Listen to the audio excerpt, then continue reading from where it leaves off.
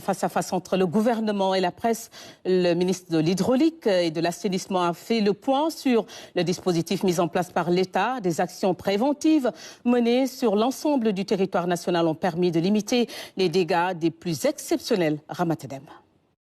De nombreuses actions ont été menées en vue de soulager les populations des impacts de l'hivernage, des canalisations curées, des bassins entretenus, 6,7 millions de mètres cubes d'eau pompée, 210 camions hydrocures mobilisés, entre autres actions menées avec un budget de 6,4 milliards de francs CFA. Nous ferons tout pour aider les populations, mais nous ne pouvons garantir qu'il n'y aura plus d'inondations car c'est très compliqué avec les changements climatiques. Nous sommes allés à Kidira puisque les eaux avaient endommagé le corridor Dakar-Bamako. Cette année, nous y avons installé des bassins sur les deux côtés pour éviter de porter préjudice aux transporteurs. Tout ceci a pu se faire avec l'implication de nombreux ministères. Le ministère de la Solidarité, le ministère de la Solidarité est venu en aide aux sinistrés par des transferts. Dans les zones agricoles impactées, le ministère de l'Agriculture a financé les populations locales pour la culture de décrue. Les populations ont ainsi enregistré des rendements records.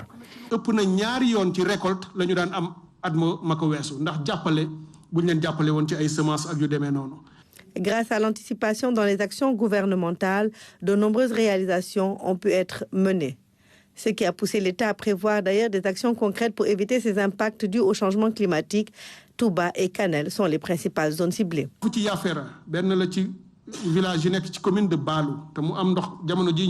À Yafera, en 2026, ils auront droit à une digue pour protéger le village.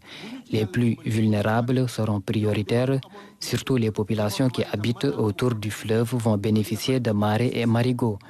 À Touba, nous ferons des travaux pour suivre le circuit de drainage naturel des eaux.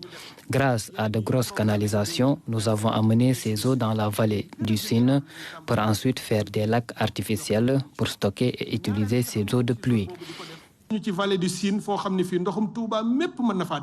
Ainsi, l'État compte sur la symbiose des actions des différents ministères pour enfin trouver des solutions pérennes aux problèmes d'inondation et soulager les populations qui, chaque année, sont confrontées à de nombreux problèmes liés à l'hivernage.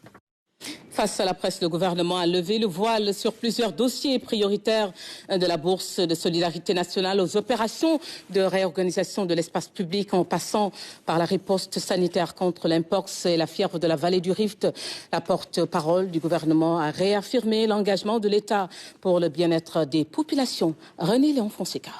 C'est un exercice de vérité auquel s'est livré le gouvernement ce jeudi face à la presse. Devant les journalistes, la porte-parole du gouvernement n'a éludé aucun sujet.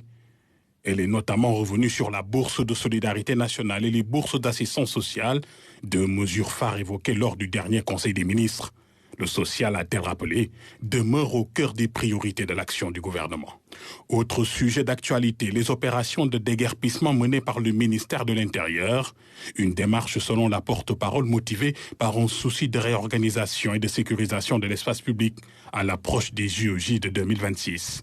Les premiers résultats sont déjà visibles sur le terrain et un numéro vert sera bientôt mis en place pour faciliter la concertation entre population et forces de sécurité.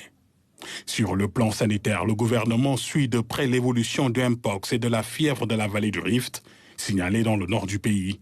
Selon Marie-Rose Faye, les équipes du ministère de la Santé sont à pied d'œuvre pour endiguer la propagation de ces maladies à travers un renforcement de la surveillance et des campagnes de sensibilisation dans les zones concernées. De la solidarité à la santé, en passant par la sécurité publique, cette conférence de presse aura permis à la porte-parole du gouvernement de réaffirmer sa volonté d'agir avec transparence et proximité sur les sujets qui touchent directement la vie des Sénégalais.